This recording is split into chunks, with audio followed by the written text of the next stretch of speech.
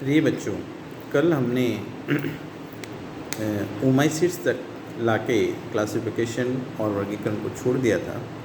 आज हम ओमाइसीट्स का क्लासिफिकेशन थोड़ा विस्तृत पढ़ेंगे और उसका कारण है कि ज़्यादातर जो रोग होते हैं उनमें ओमाइसीट्स ग्रुप्स का बहुत ही महत्वपूर्ण योगदान होता है। ओमाइसीट्स को अगर हम देखें तो इसके जो मेंबर्स होते हैं वो प्राय एक्वेटिक प्रकृति के होते हैं। एक्वेटिक से तात्पर्य है कि इनको जल की आवश्यकता होती है अपने मल्टीप्लिकेशन के लिए, और ये होलोकार्पिक और यूकार्पिक माइसीलियम से बनते हैं। होलोकार्पिक और यूकार्पिक का यहाँ तात्पर्य ये होता है कि जब माइसीलियम का जो संपूर्ण काय है वो अगर रिप्रोडक्टिव ऑर्गन्स में पूरा परिवर्तित हो जाता तो उसे हमें होलोकार्पिक कहते हैं। और यूकार्पिक का मतलब है कि जब उसके कुछ भाग ही जो है रिप्रोडक्टिव ऑर्गन्स में परिवर्तित होते हैं, अदरवाइज बाकी हिस्सा वेजिटेटिव बना रहता है, तो उसे हम यूकार्पिक टाइप कहते हैं। इसमें जो जूस्पोर्स पाए जाते हैं वो ज़्यादातर दो कसाबिकाएँ युक्त होते हैं। एक विप्लस टाइप होती है और दूसरी टेंसल टाइप होती है। जैसा कि पहले जिक्र कर चुके हैं, विप का मतलब चाबुक की तरह और टेंसल का मतलब एंटीना की तरह होता है। इनके सेल वॉल में देखा जाए तो सामान्यतः ओमाइसीट्स में काइटिन नहीं पाया जाता और उसकी जगह कुछ मात्रा सेलुलोज की पाई जाती है, लेकिन प्राय इसके अंदर ग्लूकेन्स जो है इनका मुख्य कंपोनेंट्स होता है। इनमें सेक्सुअल रिप्रोडक्शन जो है ओगेमस टाइप होते हैं, ऊस्पोर्स बनते हैं, और ऊस्पोर्स जो है एंथ्रिडिया और ओगोनिया के मिलने के फलस्वरूप बनते हैं। ओमाइसीट्स और को हम अगर ऑर्डर में बांटना चाहें तो इसका जो क्राइटेरिया है वो जूस्पोर रखे गए, जैसे कि जूस्पोर्स यदि हमेशा बनते हो स्पोरेंजियम में, डाईप्लेनेटिक हो या मोनोप्लेनेटिक हो, रेयरली एप्लेनेटिक हो। अगर एक ग्रुप ऐसा बनाते हैं जिसमें कि एक तो चल बीजाणु हमेशा बनेंगे और चल बीजाणु जो है वो डाईप्लेनेटिक, मोनोप्लेनेटिक या एप्लेनेटिक हो सकते हैं। इसका तात्पर्य है कि यदि जूस्पोर बनता है, जूस्पोर के अंदर कसाबिकाएँ होती हैं, जूस्पोर कसाबिकाएँ गिरा के एंसिस्टेड जूस्पोर बन जाता है, फिर उसमें कसाबिकाएँ एपियर हो जाती हैं, फिर कसाबिकाएँ गिरा के एंसिस्टेड जूस्पोर हो जाता है, फिर उसमें से जो है जर्म ट्यूब निकलती है और वो जर्म ट्यूब नए माइसीलियम को एस्टेब्लिश करती है। अगर इस तरह का साइकिल है तो क्योंकि इस पर दो बार जो है कसाबिकाओं वाली स्थिति पैदा हुई और दो बार उसने गिराई, तो इसको हम डाईप्लेनेटिक कहते हैं। एक्चुअली जो स्पोर्स को हम प्लेनोस्पोर्स भी कहते हैं, तो वहाँ से भी ये वर्ड हमने प्लेनेटिक लिया है। तो मोनोप्लेनेटिक का मतलब है कि जो स्पोर अपनी लाइफ में केवल एक बार ही फ्लैजेला गिराएगा, इंसिस्टेड होगा, फिर जो स्पोर इन्फेक्शन आईवी बना के या जर्म ट्यूब बना के इन्फेक्शन कर देगा, तो इसे मोनोप्लेनेटिक कहते हैं। और एप्लेनेटिक का मतलब हुआ कि यदि जो स्पोर्स का जो ये साइकिल है इन्फेक्शंस का, जिसमें वो अपनी फ्लैजेला गिराता है, वो अगर वो पूरा नहीं करता है तो उसको एप्लेनेटिक कहते हैं। तो पहला जो ग्रुप था उसमें ये था कि डाईप्लेनेटिक हो सकते हैं, मोनोप्लेनेटिक हो सकते हैं, एप्लेनेटिक हो सकते हैं, लेकिन एक चीज़ है कि उसमें जो स्पोर्स बनना है। अगर ये ग्रुप है तो उसमें पहला टाइप है होलोकार्पिक और eucarpic, hyphae when present without construction. अगर आप इसको देखें तो जो स्पोरेंजियोफोर है या जूस्पोर्स का जो वो उसका जो क्वक्तंतु है जिस पे कि स्पोरेंजियम बने रहते हैं, वो होलोकार्पिक मीन्स पूरा का पूरा शरीर उसका रिप्रोडक्टिव ऑर्गन्स में परिवर्तित हो सकता है, या यूकार्पिक इसका मतलब कुछ भाग हो सकता है। ये डिफरेंट जो है वेरी करता है इस ग्रुप में आने वाले जेनरा टू जेनरा। अगर इस तरह का है जिसमें कि जो स्पोरेंजियोफोर हैं उसमें अगर किसी प्रकार का कंस्ट्रिक्शन या यूँ कहें कि उसके अंदर एक डिप्रेशन टाइप का या झोल अगर आप देखने को मिलता है, तो जो ऑर्डर होगा उसको हम सैप्रोलिग्नियल्स कहते हैं। दूसरा जो है इसी में पहले वाले में यूकार्पिक हाइपी कंस्ट्रक्टेड मीन्स इसमें होलोकार्पिक संरचनाएं नहीं मिलती है कि मतलब जितने भी इस ग्रुप के अंदर क्वर्क रखे जाएंगे उनके अंदर मॉर्फोलॉजी अगर हम देखें तो ज़्यादातर यूकार्पिक के होंगे। यूकार्पिक का मतलब हुआ कि पूरा का पूरा शरीर का है रिप्रोडक्टिव ऑर्गन्स में परिवर्तित नहीं हुआ, बल्कि उसका कोई विशेष भाग है वही परिवर्तित हुआ, रेस्ट जो था वो वेजिटेटिव स्ट्रक्चर की तरह ही ग्रोथ करता रहा। इस तरह से है। और हाइफी कंस्ट्रक्टेड मीन्स जिसके ऊपर जो रिप्रोडक्टिव ऑर्गन्स बन रहा है उसका जो बेस है उसमें आपको डिप्रेशन या झुकाव देखने को मिलता है। तो इस तरह का जो इस तरह के कैरेक्टर्स रखने वाले जो फंगस हैं उनको हम लेप्टोमाइटेल्स ऑर्डर में रखते हैं। दूसरा पार्ट आया zoospores form within the sporangium और within a evanescent vesicle arising from the sporangium. Zoospores monoplanetic reniform. यदि चल बीजाणु बनते हैं और वो या तो स्पोरेंजियम में बनते हैं या फिर एक वेसिकल या पुटी में बनते हैं। और जो जूस्पोर्स हैं, जो बनने वाले जूस्पोर हैं, वे प्राय मोनोप्लेनेटिक होते हैं। इसका मतलब है कि इसमें ये फ्लैजेला को एक बार ही गिराएंगे, एंसिस्टेड जूस्पोर बनाएंगे, फिर जर्म ट्यूब बना के अंकुरित हो जाएंगे। और दूसरा जो फैक्टर था वो ये था कि इनकी आकृति प्राय फिक्स है। ये किडनी के शेप या रेनिफॉर्म आकृति के होते हैं। इनको वापस दो भागों में बांटा। होलोकार्पिक का मतलब है कि ऐसे जो कि ऊपर के कैरेक्टर्स रखते हैं लेकिन उनका पूरा का पूरा शरीर ही रिप्रोडक्टिव ऑर्गन्स में कन्वर्ट हो जाता है। तो इस तरह का जो ऑर्डर है उसको हमने लेजेनेडियल्स ऑर्डर कहा। और दूसरा जो इसका पार्ट है वो यूकार्पिक है। यूकार्पिक का मतलब हुआ कि पूरा भाग परिवर्तित नहीं हुआ बल्कि कुछ विशेष जो है सेक्सुअल स्ट्रक्चर्स बने जो कि रिप्रोडक्टिव ऑर्गन्स बने जिन्हें कि पहचाना गया। तो इस तरह का जो ऑर्डर था उसको हमने पैरानोस्पोरेल्स कहा। तो जो पैरानोस्पोरेल्स है ये एक मेजर ऑर्डर है जिसके अंदर मैक्सिमम डिजीज जो है आती हैं। तो इसलिए हम इसका थोड़ा डिटेल में अध्ययन करेंगे। जैसा कि हमने कहा इसका थैलस यूकार्पिक है। जूस्पोरेंजियम जो है यदि पैरासाइट हुए तो ये कॉनिडिया की तरह वर्क करते हैं। कॉनिडिया का मतलब हुआ ऐसा बीजाणु जो कि उपयुक्त वातावरण मिलने पर तुरंत अंकुरित होकर जर्म ट्यूब बना देता है और वो जो जर्म ट्यूब है वो मल्टीप्लिकेशन करके नए माइसिलियम को एस्टेब्लिश कर देती है। तो जो पैरानोस्पोरेलिस ऑर्डर है इसका मतलब क्या हुआ कि वो ऐसे ग्रुप का फंगस हुआ जिसमें कि जूस्पोर बन रहे थे। जूस्पोर्स के अंदर जो है एसेक्सुअल रिप्रोडक्शन के अंदर जो है स्पोरेंजियम जो बन रहा था उस स्पोरेंजियम के ऊपर इवानासेंट वेसिकल या पुटी का निर्माण भी हो रहा था। और जो जूस्पोर्स बन रहे थे वो मोनोप्लेनेटिक टाइप के थे, मतलब एक बार ही फ्लैजेला गिरा के एंसेस्टर जूस्पोरों के इन्फेक्शन कर रहे थे।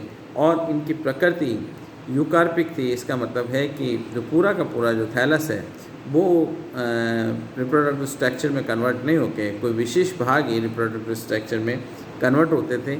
ये करैक्टर जिसमें भी रखे गए उनको हमने पैरानोस्पोरेलिस कहा। पैरानोस्पोरेलिस जो ऑर्डर है उस ऑर्डर को वापस हमने 3 इम्पॉर्टेंट फैमिलीज़ के अंदर बांटा और वो 3 फैमिली थी on the basis of sporangiophore.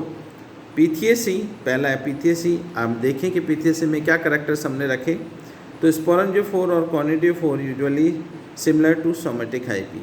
जैसे बाकी कायिक क्वक तंतु होते हैं वैसा ही स्पोरेंजियोफोर जो है दिखाई देता है। अर्थात माइसिलियम से स्पोरेंजियोफोर को अलग नहीं किया जा सकता, बल्कि ऐसा लगता है कि माइसिलियम का ही एक क्वक तंतु उठा और उसके ऊपर स्पोरेंजिया का निर्माण हो गया। और ये डिस्टिंक्टिव भी नहीं होता है। डिस्टिंक्टिव मीन्स अलग से इस हाइफी को हम एक के फर्स्ट इंस्टांस में नहीं पहचान सकते कि ये स्पोरेंजियोफोर है। केवल जब उसका एंड देखा जाता है कि जिस पे स्पोरेंजिया बना है उसके आधार पर ही हम उसको स्पोरेंजियोफोर कहते हैं। सिमिलर टू सोमेटिक हाइफी अर्थात कायिक कोशिका के समान ही होता है। Branch indeterminate. अब ब्रांच में शाखित होते हैं ये और इनडिटर्मिनेट, दो तरह की ग्रोथ होती है किसी भी स्पोरेंजियोफोर कॉनिडियोफोर की। यदि उसके सिरे पर स्पोरेंजिया बनने के बाद उसकी वृद्धि रुक जाए तो उसे हम डिटर्मिनेट ग्रोथ कहते हैं। और वृद्धि अगर चलती रहती है, साइड से जो है माइसिलियम चलता रहता है, तो उसे हम इनडिटर्मिनेट ग्रोथ कहते हैं। तो इस केस में जो है पीथियेसी में जो है इनडिटर्मिनेट टाइप की ग्रोथ पाई जाती है। ये नॉन ऑब्लिगेट पैरासाइट होते हैं या सेप्रोफाइट होते हैं। Non obligate parasite, obligate parasite का तात्पर्य होता है कि ऐसे क्वाकों से हैं जो कि केवल जो जीवित कोशिकाओं पर ही जिंदा रहते हैं, उन्हीं को रोक देते हैं। जबकि पीथियम में ऐसा नहीं है।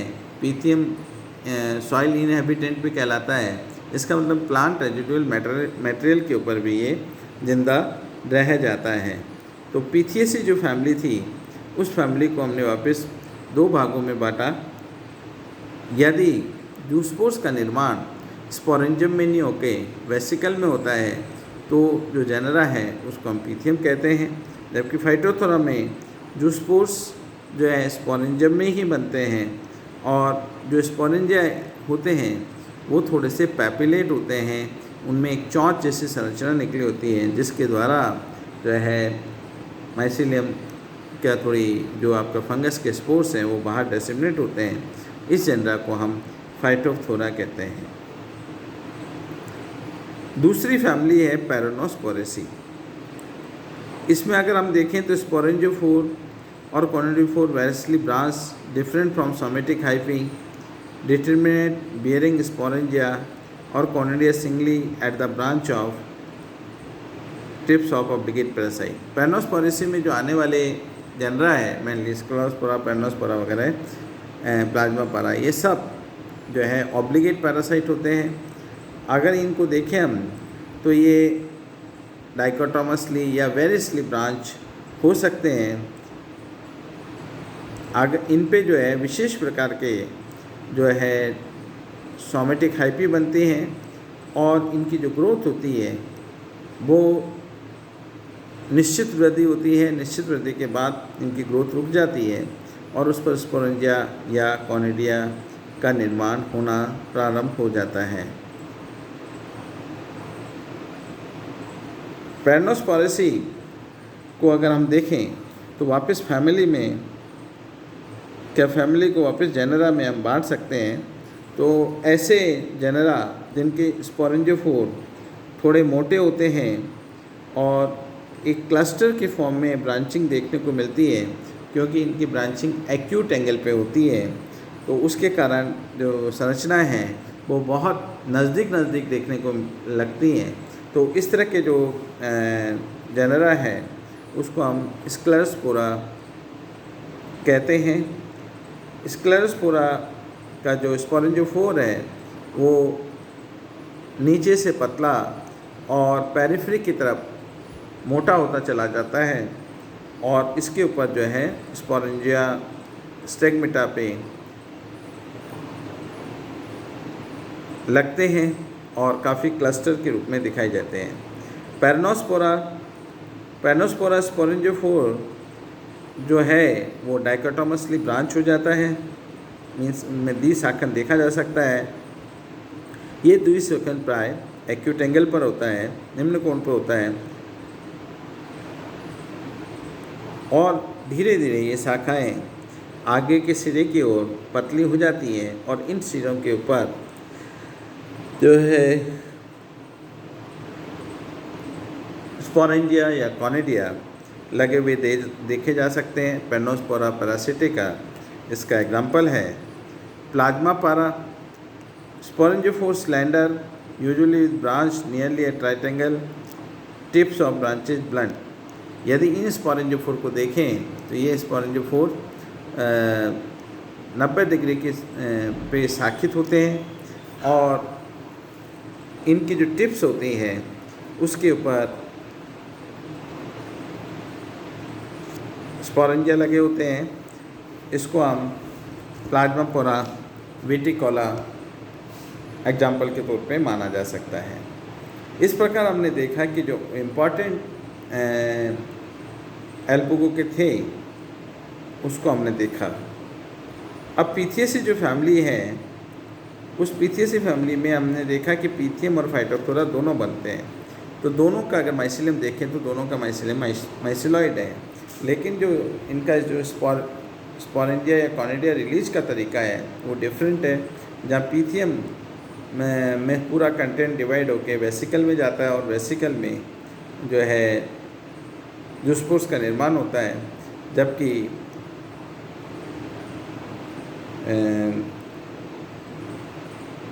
फाइटोप्थोरा के अंदर जो स्पोरेंजिया है, उस स्पोरेंजिया में ही माइसिलियम क्लीवेज हो जाता है और प्रोटोप्लाज्म उसमें विखंडित हो जाता है, तथा प्रोटोप्लाज्म में का प्रत्येक खंड एक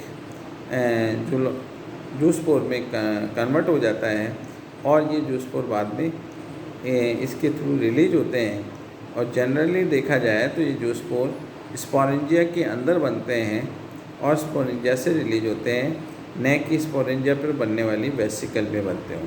तो ये बेसिक पैथियम और फाइटोप्थोरा में डिफरेंस है। इसके बाद हम आएंगे जाइगोमाइकोटिना।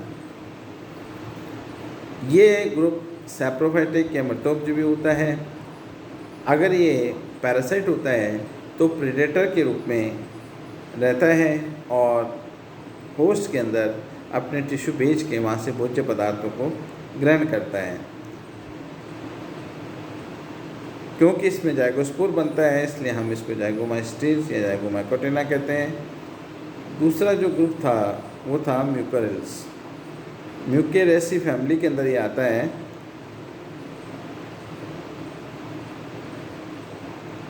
इसमें अगर हम ध्यान से देखें तो बड़े बड़े बीजाणु जो कि बीजाणुधानी से जुड़े होते हैं, उनमें वेल डिफाइंड कॉल्यूमेला होता है, जैसे कि राइजोफस में देखने को मिलता है। Sporangia with distinct apophysis sporangiophore form mostly on the stolons पे बनते हैं। Sporangiophores usually borne opposite rhizoids and typically unbranch. Sporangiophore पे हम देखेंगे कि ये जो पौधा है परपोसी है, उसके अपोजिट डायरेक्शन में राइजोइड्स बनाती हैं, जो कि इसको वहाँ जिंदा रखता है।